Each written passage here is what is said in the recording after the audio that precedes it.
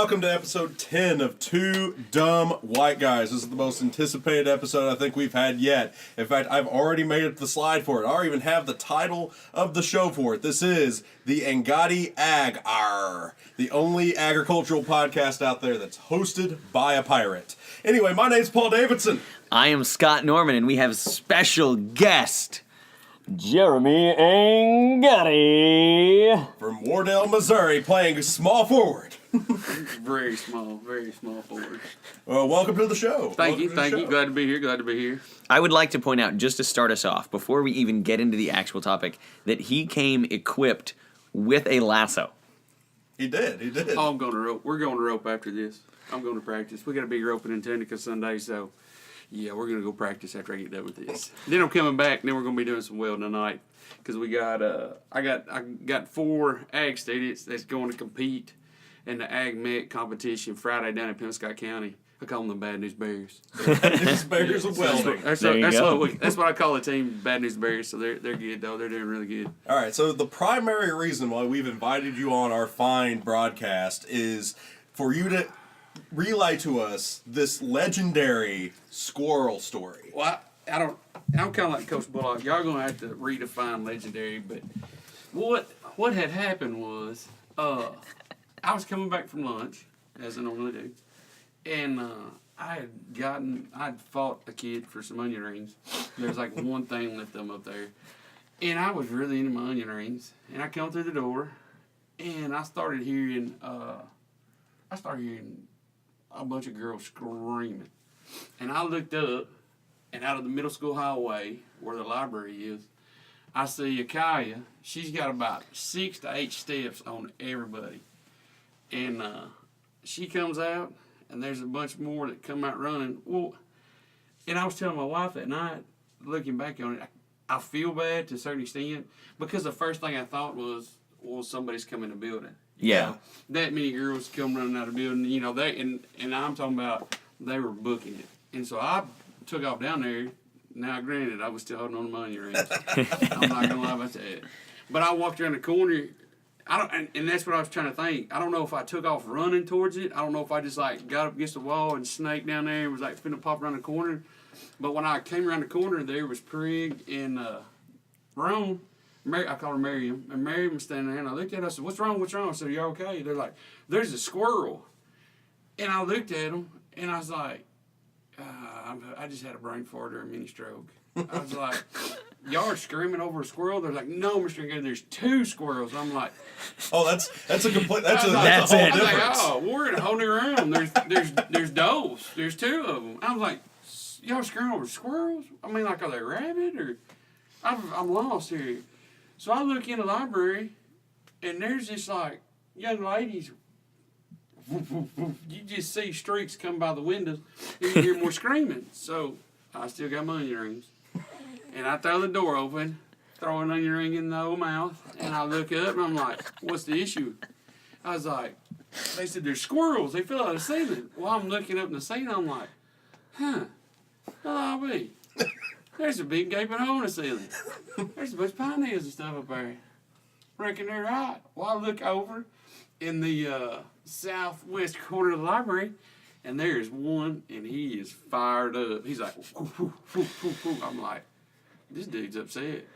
And then I look at Coach Branscombe, and Coach Branscombe goes, there's 2 of them. There's one up there and one down there. And I see the one behind the bookcase, behind the books. I was like, well, he's slick. Let's see if we can get this first. Let's see if we can get this one up here first. You're going with the easy one first. Well, the one that was on top, I was like, yeah, this is just getting escalated. So I turned around and I set my plate down and my onion rings down, and I think it was Maggie Franks was standing there. And I looked at Maggie and I said, Maggie, whatever happens, don't let nothing happen to those onion rings. I'll be right back. I turned around and I walk over to Coach Branscombe, and I got a long sleeve, which he still owes me for my T-shirt. Long sleeve Coach, Carhartt down, gray, extra large. Not because I'm fat, because I wear 2 shirts. Anyways, I start taking my long sleeve shirt off, and he looks at me and goes, what are you doing? I was like, well, I got to have a net, Coach. I mean, what do you want me to do? So I go up there and. So you're standing shirtless now in the light. Oh, no. I got a T-shirt on. I got a short sleeve. Oh, man, this story was about to get even more they'd have exciting. That was a bad idea. That situation escalated if it had been like that. But, I got my long sleeve shirt off, my short sleeve T-shirt still on, and me and Coach Ranscombe go after the one that's up on top, running back and forth. And I look over, and about 3 or 4 minutes, we messed with this one. I was like, that dude, he needs to relax. Well, I look over, and the one that's behind the books, all you can see is his tail sticking out. I was like, oh, that's it. I'm just going to go in. So I got my shirt. So you had an audible mid wrangle. We had to back up and punt on this because this situation has done escalated. Onion rings is getting cold. I'm hungry. They ain't got no Dr. Pepper. And the girls has got this. Coach Branscome's like, I think they were giving him like it was his party. A farewell, like his volleyball retirement party, whatever. The squirrels were just big supporters. That's all it was. That's kind of what I was thinking. Hey, to each his own. And the pizza was getting cold. So I looked down. I was like, well, he's behind there in the books. And I'm like, whatever. So I throw the shirt over my hand. And I just cram my hand in behind the books. And I get a hold of him. I was like, oh, I got him good. I had a pretty good lock on him. Well, my shirt, when I did that, the shirt kind of went around him. I was like, I got him good. And I had a good hold on him. So I was turning around walking out with him. And they was like, you got him? You got him? I was like, I got one of them. I was like, y'all get out of the way. So I was going to, just walk out the door and let him loose. Mm-hmm. I got through the library doors out into the hallway. And he got his, he was biting on my finger. But my shirt was wrapped around my finger. So he wasn't actually. He wasn't biting my finger. He was biting my shirt. So I was like, we're all right. We're good. Well, that's not what got me. He started wiggling. And when he wiggled, he got one of his back feet. He got his claws out, and he hung a claw on my thumb. Ooh. So he was kicking. Every time he kick his leg out, it would kind of open my hand up. So I tried to pin him on the ground, and when I tried to pin him, I was going to the ground with him. He got loose, so he took off down the hallway towards the cafeteria, and I was sitting there and just walking behind him, and he's bouncing off wall to wall. Well, he runs down there. He runs behind that soda machine. I'm like, God, this is just never going to end. I got one down here, one down here. So, keep going. Cooley comes up, and I told Cooley, I said, hey, I'm going to throw this door. I keep this door open. There we go. Now we can hear. Keep going. We could hear most of it. Okay. And I told Cooley, I said, hey, slap that soda machine. So I had the door open. Cooley slaps the soda machine. First squirrel sticks his head out, looks at me, and I'm like, there's the door, buddy. There's freedom. He strolls on out the door. I said, one down, let's go. So me and Cooley go back down here to get the other one. And we walk in, and of course, he's just running. He's on top of the bookshelves. He's running back and forth, running. So I was like, man, we got to do something because this one's wild. We couldn't get him hemmed up or nothing. So there was a book laying on the table, and I look up, and I look at the book, and at this time, Coach Bullock had come in.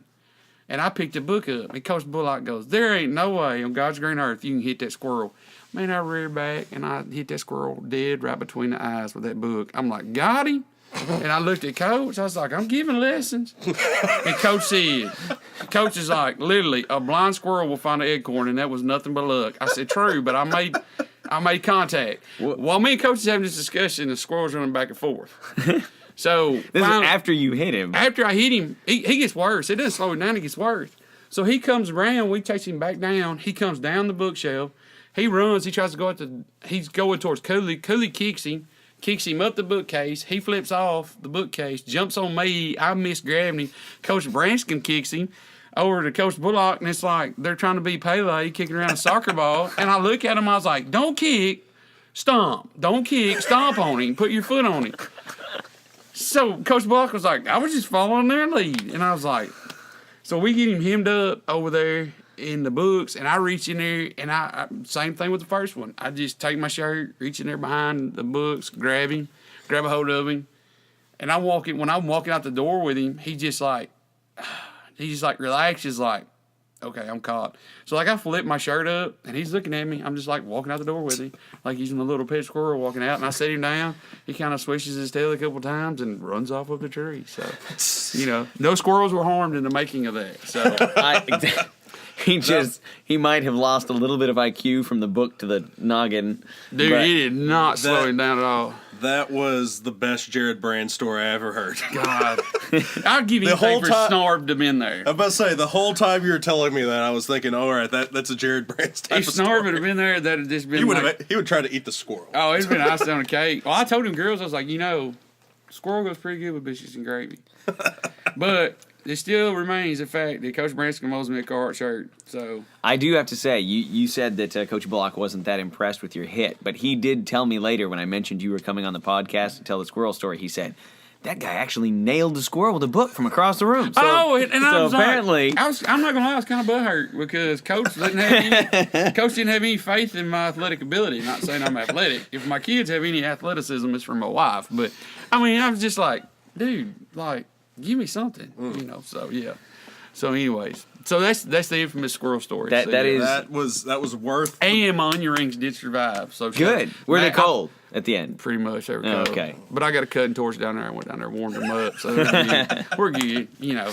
Rednecked it up a little bit down there in the egg shop. So not to throw a wrench in things, but for those of you listening, we are called Two Dumb White Guys for a reason. I had us set on stereo speakers instead of bidirectional. That's why about halfway through the story, The sound got way better. we got fixed. Yeah. And don't worry, it was not on AMSR, so I'm sorry, seniors. You didn't get the joy. Sorry, no ASMR. All right, so that was the infamous squirrel story. That was Yes. well worth the wait. It took us about a month before we finally got to hear it. I've been intentionally evading people telling me the story just so I could hear it fresh from the horse's mouth. And I was telling my wife this that night after we got the kids to bed. She was like rolling on the floor crying, and I was laughing. And I told her, I said, honestly, it's funny looking back now. I said, but I feel bad because the first thing my mind went to was somebody's coming to school. Yeah. Because them girls ain't gonna take off running You like hear that. screaming and Yeah. running. That's gonna be the when you see all that. Oh, that's right. You haven't experienced the Active shooter training. Oh yeah, yet. I got to experience it. I experienced it right, at the beginning of school. But that was something else. When I heard some of the teachers talking, they were talking about the smell, after the shell been fired, the gunpowder smell and all that. And I shoot long range rifles. I hunt. We do a lot of shooting.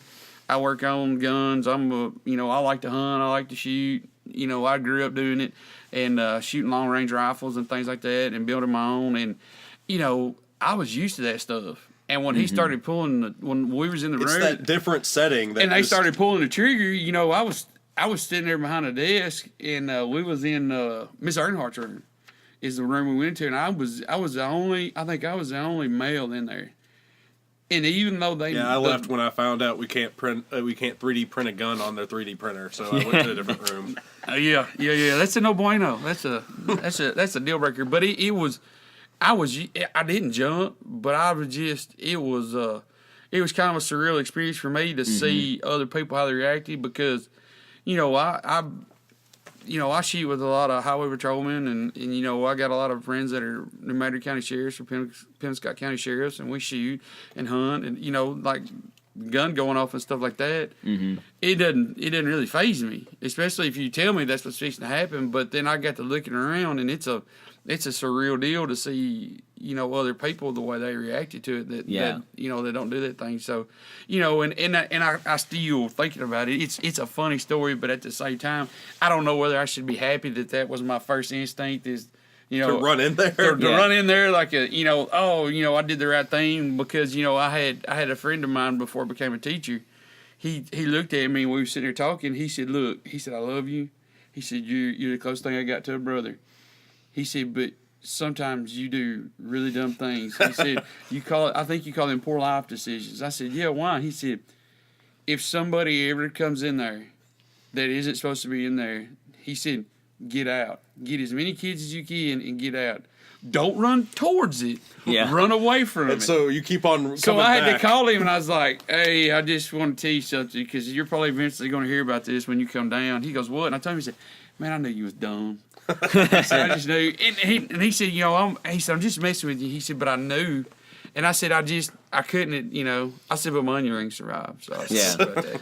I mean, I think that it is kind of a a noble thing to be the person who's willing to run towards it and deal with it, especially when you see students. And that's something, like, we're going to be talking about the idea of being a first-year teacher. And that I have known lots of people as they started teaching, and that's always one of their big things is, like, how would I react in that situation? What would I do, you know? Oh, yeah. So I think it's interesting that, you know, I don't think I would have ever made the correlation between the squirrel story and that type of first-year teacher experience, but that's actually kind of cool. That you were able to experience that and go, okay, hey, this is how my gut would react in this situation. Yep. So a couple other things we wanted to just talk about in general is like you're getting an alt cert, and me and Mr. Norman went through the formal teaching training, and and so we aren't really familiar with how the alt cert process works. So we're just curious, like, what is expected of it? Like, how does this go? First off, get a handful of nails, get a hammer, shove the nails underneath your toenails, and then hit yourself between the eyes with it. No, I'm joking. That was a twist. As far as, you know, the classes, they're college classes. You know, when I'm taking graduate level classes, because eventually kind of on my bucket list is to get my PhD.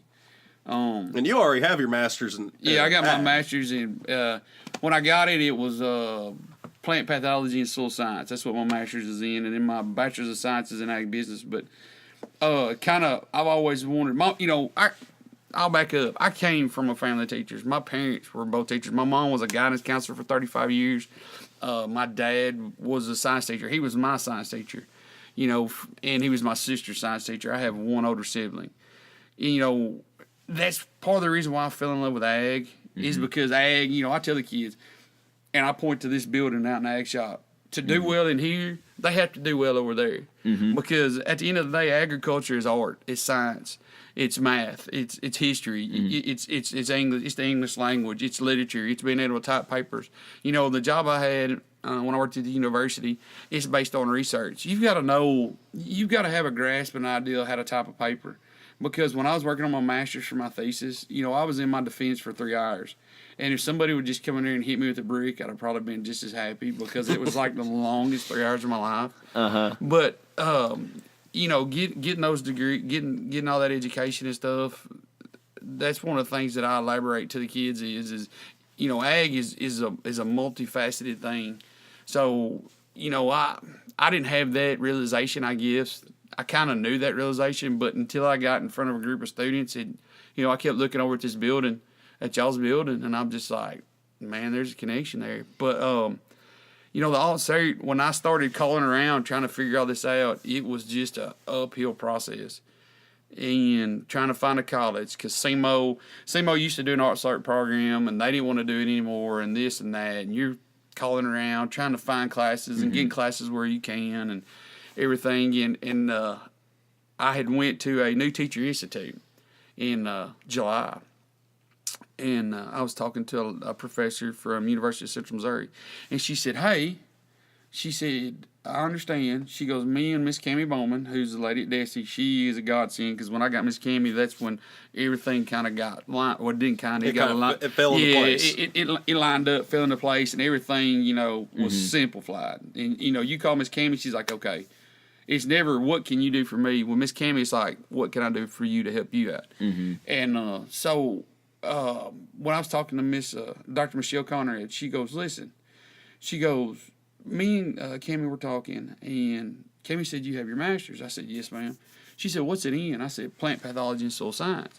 She goes, well, Cammie said something about you come from a family of teachers. I said, yes, ma'am. And I said, let me stop you right there. I said, I never have had any preconceived notions I was going to know what I was doing when I stepped in that classroom, or I knew. I said, this is a whole new world right here. And she said, well, she goes, you need to talk to your mom, because I believe she has her specialist. I said, yes, ma'am. She said, well, I want you to know, if you take graduate level classes, these graduate level classes through UCMO, you can transfer them over to our specialist program.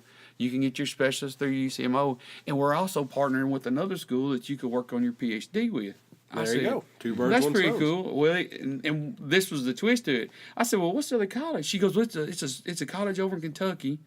And I just kind of look at her. I said, Murray State? She goes, yeah, Murray State. And I started laughing. She said, what's so funny? I said, that's where I went to school at. Yep. I said, the only reason why I went to college is so I could rodeo. I said, so, I said, my dad had told me I might need to go to class. But, and so that's just kind of where it's at. But I'm taking I'm not specialist, but I'm taking graduate level courses. Mm-hmm. So that's adding a level of difficulty because PD knows, he's working on his master's and stuff like that. Mm-hmm. Yeah. And when you step over that line, when you go from undergrad to grad, there's a lot more things involved, and it's just it's very, very late hours. The kids eventually tell me they see me up here all hours of the night, and I go from the classroom to the shop. Now, when I'm up here every night, that doesn't mean I'm working on homework every night. That doesn't mean that I'm in the shop every night. I'm trying to do 15 things at once, and I've had a lot of great people here at school helping me out.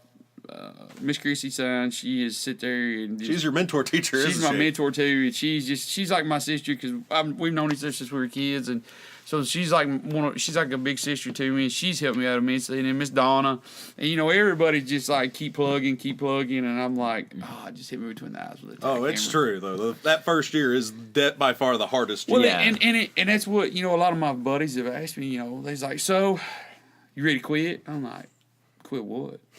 They're like, quit teaching. You ready to go back to farm? I'm like, I said I didn't leave the farm because I hated farming. Mm-hmm. I have a 2-year-old and a 6-year-old. I was watching them grow up from the cab of a tractor and a cotton picker. Mm-hmm. And that's not what I want to do. Now, I love farming. Farming is what I've done all my life. I love ag. I love everything about ag. It's something that it's ever evolving, ever changing, just like a lot of other industries. But one of the greatest things is when my family, when my son and my daughter, my wife would bring her kids out. She'd bring some supper out, and they'd ride on the tractor, they'd ride on a picker for me. That's how I grew up. My dad, when he get through teaching, he'd go help buddies on the farm after he got done teaching and on weekends and stuff like that. But my dad, he gave up farming. In the early '80s, when farming got pretty tough, my dad had to make a decision. He had to decide whether he wanted to give his family some type of stability with teaching, or he wanted to give up teaching and he wanted to farm full time. And my dad was a good farmer. He loved farming, but he knew how volatile farming was at that time, and he knew how volatile ag was at that time because the '80s was one of the roughest areas that we had in agriculture, and people still talk about it. Connect back to the Bullock episode. John Mellencamp had to put on a big farmer's aid. Yeah, And they still do some of that stuff. But like, my dad made that decision, and he gave farming up, and he never has, even when he knew farming was tough, he has seen me go for 36 straight hours putting out fertilizer and never miss a lick. And, my mom has brought me many a meal. My dad's brought me food. My dad's come out and helped me, and I love that. And I want to instill those qualities in my kids. When I say my kids, I'm not only talking about my 6-year-old, my 2-year-old. I'm talking about every kid that walks through that door out there.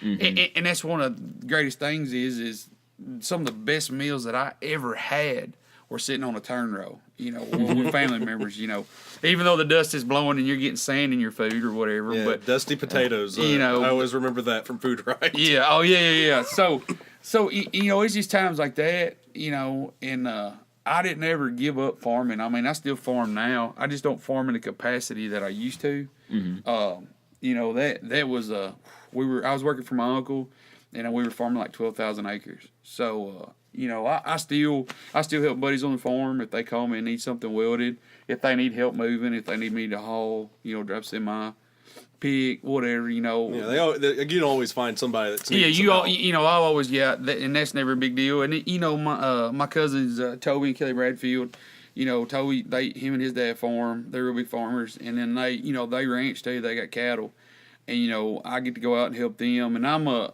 occasionally you could go south of town there, just drive south of town, you see a bunch of cows. Yeah, that's where they're at. And I grew up with Toby. I knew Toby. Mary Hannah's Toby's cousin, and I've known Toby ever since I was born. And when I moved back here and got on the horses, when I had horse problems, I'd call his wife Kelly, and Kelly and Toby always helped me, and stuff I didn't know. And I just grew up with them. and they've given me the opportunity to come out and help on with cattle, and I'm getting to ride one of their good rope horses. He is a jam. Yeah, you were bitching. You were about this weekend. Yeah. It's a big roping in Tunica. So this is probably one of the biggest ropings that I've ever been to, and I don't know that I'm nervous about it. But anyways, I'm just hoping I ride good. If I don't win, I don't win. But as long as I handle my horse good and ride good, rope good, that's the biggest deal. But winning would be awesome. Yeah, that would be nice. You of course you get a giant belt buckle if you win. Oh yeah, that's if the it only looks reason like why if it looks people like rodeo. if it looks like a dubbed rim, I'm wearing it. Even when I go to bed. So Monday morning, you'll know if Mr. Angotti was successful by Look for that rolling belt in. buckle. Yeah. Be like, look here, boys. Yeah. So I think it's really cool, like just all the kinds of experiences you had, because we're talking about that alternative certification, and the deal is a lot of times people equate alternative certification with somebody who's like taking a shortcut, right? Somebody who's like, oh hey, I didn't go through teaching college, yeah. But in reality, in this case, you're getting an alt cert because you're way overqualified to teach. And that's the deal, because like I remember my mom used to drag me. My dad, when he got out, he was either coaching volleyball, working on the farm, and we started a farm toy business, so we built farm toys, and my mom and dad, we still have that. But I went through all these things. Mm-hmm. Like all these things these teachers are talking about, I was like, yeah, I remember that. I remember this, I remember that. I saw all this stuff. I saw my parents go through all these things. I saw, when MSEP first came out, I remember MSEP. My senior year, North Pim Scott went through MSEP my sister's senior year. Mm-hmm. We sat down to have family dinner. And that's what your parents were talking about. One time we sat down as a family. My sister's senior year, I was a freshman. My sister and me 3 years apart, so I was a freshman, she was a senior. Mm-hmm. We sat down one time. My mom, she was, it didn't matter whether there was 400 kids enrolled at North PM or there was 300 kids enrolled. My mother had 302 children. Mm-hmm. To this day, if you were my mother's student, what are you doing with your life? I was about to say, are you, Uh-huh. and she's on all these boards trying to help bring in money for education. Like my mother is also a teacher, and she whenever she was asked how's her kids doing, she would start actually talking about her students, but no, they were actually asking about me and my sisters. And my mom was like, she's like a Rolodex of, so like she could tell you every grade you had, your classes from kindergarten through 12th grade, and I wish I had that mind. Oh yeah, but I don't. So, and then my dad, they're polar opposites. They're like yin and yang. They're direct opposites. So, I would ask him questions, and I remember asking my dad. I was like, "Well, Pop," I was like, we sitting there. He's like, "Got any advice for me?" He's like, "Yep, don't do nothing I do." He just turned around and walked off, and I was like, "Oh, that's just." Mom's just like, "It'll be okay, honey. It'll be okay." I'm like, his advice is don't do the things I did. But the alt cert, and that's the thing. There a lot of people have been like that, and and I'm not going to sit there and argue with somebody because I completely understand that. I understand that. Now, the thing that I wish that some people that have said that is like, oh, it's like I've got a booger on my face and nobody wants to tell me. It's like it's like you're being stigmatized because you're alt cert. Yes, sir. And so how many of those people? I'm just curious. How many of those people have like made a comment or done something, and then you just kind of went, you realize I already have a master's, and I've never thrown the master's card out there. I've never thrown none of that out there. They've got to really push me to a point. Because, most of the time I'll be like, they'll say that, and I'm like, you need a hug? I'm like, what do you need? Today is National Hug Day. If you need to, Actually, that was our students lying. It's the 11th or 21st of January. That was the sophomores. So, and most of the time it's people that's upset about something else, and, I was just there, I was the easy target, and that's fine, I wish I was as quick-witted as Coach Bullock, but I'm not. But a lot of times when you ask somebody, if you need a hug, they shuts everybody up. And it resets them. They're not expecting that to be the response. What did this dude why did he do? Then they have to think wait, do I need a hug? Do I really need a hug? Maybe I do. And I'm like, what? what do you need today? If you need to yell at me to make yourself feel better, just tell me that. It's like, I need somebody to yell at. You know, it doesn't bother me. But the alt-cert deal, it's been an uphill struggle, and it's so. And I'm not gonna sit here and complain or try to do anything, but just say this: between wanting to do a good job and contribute more to the ag program, plus figuring out how to be a great, not just a FFA advisor, but trying to be a great FFA advisor and push all my kids, because I want them to all be a part of FFA. Now, and I know some students don't want to be in clubs and things like that, and I understand that. But whether you're in or you're not, I'm going to push you. I push my 2-year-old. Like, we'll be sitting there on Saturday morning, and she'll, I'm like, go outside and pick up sticks. Now, let's get your jacket on. Come on. And she, we gotta get you that. What's the top thing in FFA you get? Like, you get the American. Let's see, the American degree. Yeah, we gotta get you your degree. Come on. You gotta get out there. We gotta get you your degree. So I made her pick up pecans. Only 16 more years. I made her pick up when we pick up pecans. She was like 1.5. I was making her pick up pecans. Now, granted, she tried to eat like 10 of them, but a little dirt don't hurt. Everything's good. But it's just between the alt-cert and the ag and the FFA, finding time and balance between the family and trying to do some of the stuff I want to do besides trying to do the stuff I need to do. It's a lot going on, and I know some people think, man, he's got so much unorganization, and some people's like, how do you keep up with all that? And I'm like, I got 5 things going on up here, and there's 15 things back here. But it all makes sense up here. Yeah, it's all clicking up here. So to make you feel a little bit better, we've decided that we're going to share some of our first-year teacher stories to show that it's not just you. You, like everybody, all of us here at the school have experienced this. Yeah, and so I didn't have, any of the experience other than student teaching. Like, I didn't have any real background. My dad was a history nerd, but that was about it. But my first year, I was commuting actually from Cape down to Charleston, and then I was also football coaching at the time, which I was an assistant football coach. And so I didn't have ag, but I went in and I would be at school from usually about 6:30-ish, 7 in the morning to about 9 something at night, and had no clue what I was doing. And I've looked back before at the first, probably semester at least. The next year I had to throw out everything I did the first semester because it was just a total train wreck. But I've looked back at that semester and I am still amazed that I made it through semester number 1 just because I was so behind on everything trying to figure out how to do it. And so for me, one of the things that just kind of amazes me before we get to actually even the crazy stories is just the fact that you are juggling so many things the first year, like that you didn't have experience in a school. I know you grew up around it. Oh, yeah. But it's stepping across the desk. Once you're on that other side, it's a completely different experience for you. So before we share the crazy stories, I just have a question for you, and that is, from your first year here, what was the thing that you feel like you stepped into teaching, even though you had all the background, and then you just kind of went, oh, wow, okay, did not expect that? What was the thing that just shocked you about being a teacher? You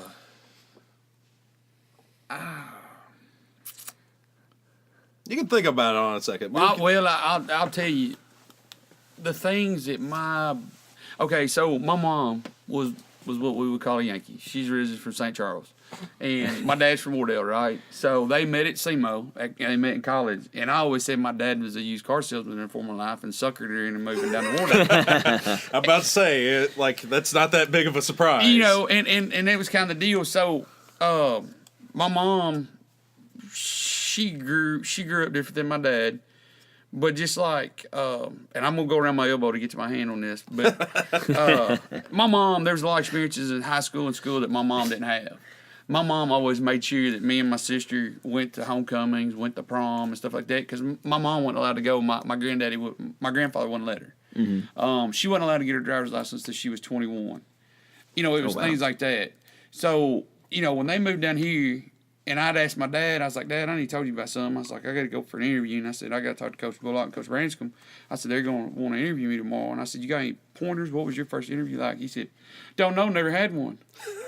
I said, hold on a minute, back that up. I was like, hold up. I was like, what do you mean didn't have one what, a coach? I said, nope, never had an interview. I was like, what do you mean never had an interview, Dad? He said, son, I only had one job for 30 years. That's all I did, I was a science teacher. I was like, Dad, how did you not have an interview? He said, Mr. Brogdon come by riding on his horse. He said, I was picking a bushel of purple peas for Miss Brogdon, who was his third grade teacher. And if that woman had told him to walk over hot nails and glass, he would have. And he said, hey, Danny, I need a kindergarten teacher. You think Charlotte will take the job? Daddy leaned back, turned around, looked at him. He said, yes, sir, Mr. Brogdon, I believe she'll take it. He said, well, I figure if I can get her, I got to take you. Dad said, pretty much we're match set. and so that was his only... So that's just how he started, you know. So, you know, I watched my parents, and I can remember things. I can remember kids coming over, sitting at our table, and my mom would be helping kids with scholarships. And my dad would be helping kids with science homework. And we'd be sitting there eating supper, meatloaf, bacon sandwiches, you know, whatever. Mom and Dad fed them. So, you know, those things were not a surprise to me. You know, the biggest surprise I had was the things that my father taught me at a young age, because I wore him out. When I was 7 years old, I wanted my own business. I wanted to do something. So I started mowing yards. So he co-signed. I bought the first riding lawnmower my family ever had. He co-signed. The first banknote I ever signed was at 8 years old. Mr. Lee Ed Watkins loaned me $2,080.40. And my dad co-signed with me. And I paid the loan off 3 years ahead of time. I got my checkbook when I was 9. And so I had that business. You know, when I was 10 years old, I was walking around with like $2,500 in a checkbook because I had a yard mowing business. I was beating and banging, getting her done. And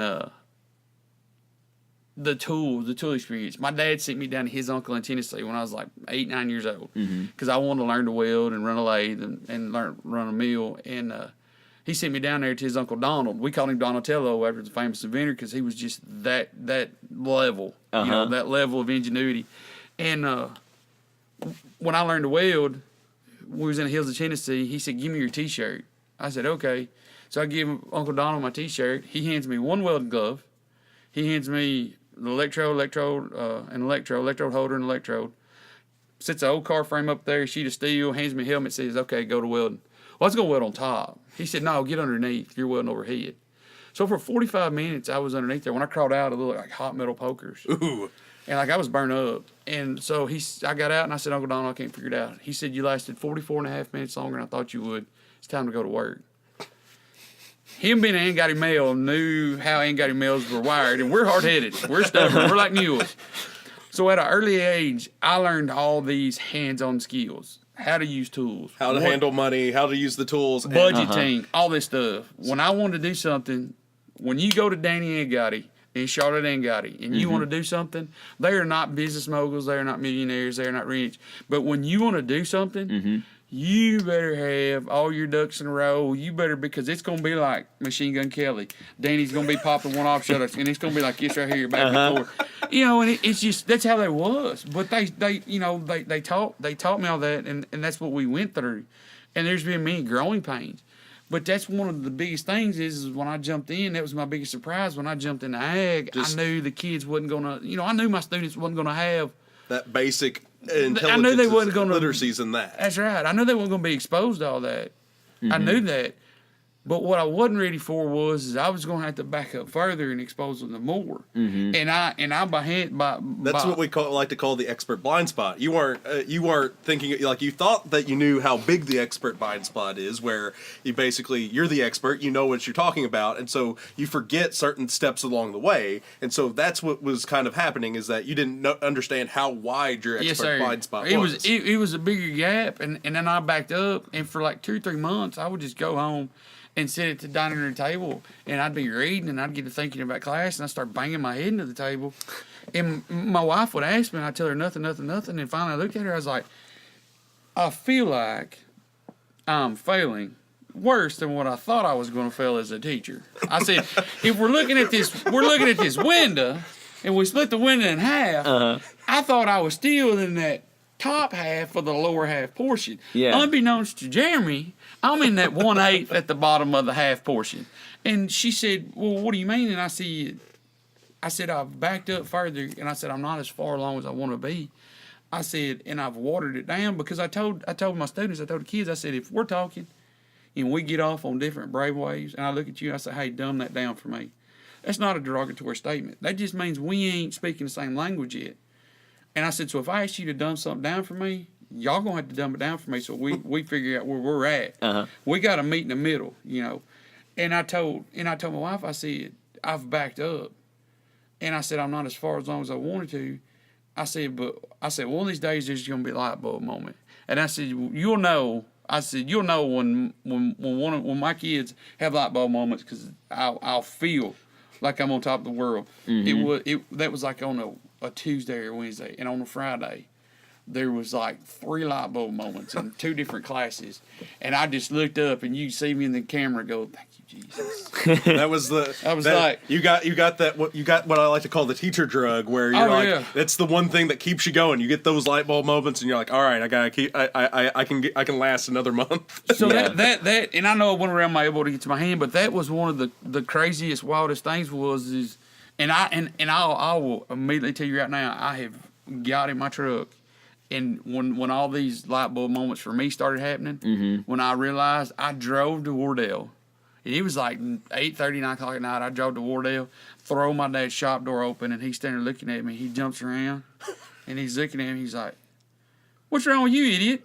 How you going to walk in somebody's shop at 9 o'clock at night? And I was like, I said, oh, man, I just come to tell you thank you. He said, what you talking about? I was like, all those times you made me put tools up, all those times you made me sweep up. I said, all the crap jobs you made me do. I said, I get it.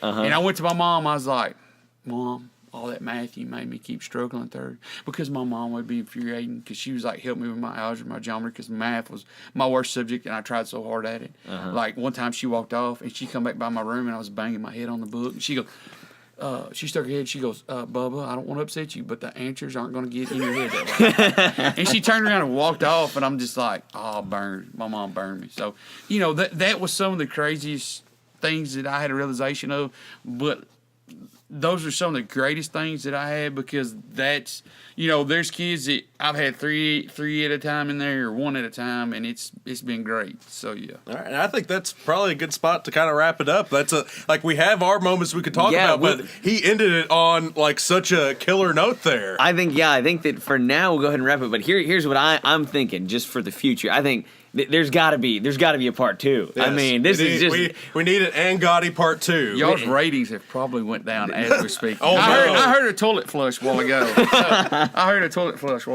All right, but thank you for coming on the show. Man, no problem. Thank y'all for having me. All right, so anyway, this has been episode 10 of Two Dumb White Guys. My name's Paul Davidson. My name is, and Lord willing will be, Scott Norman. And this has been Two Dumb White Guys.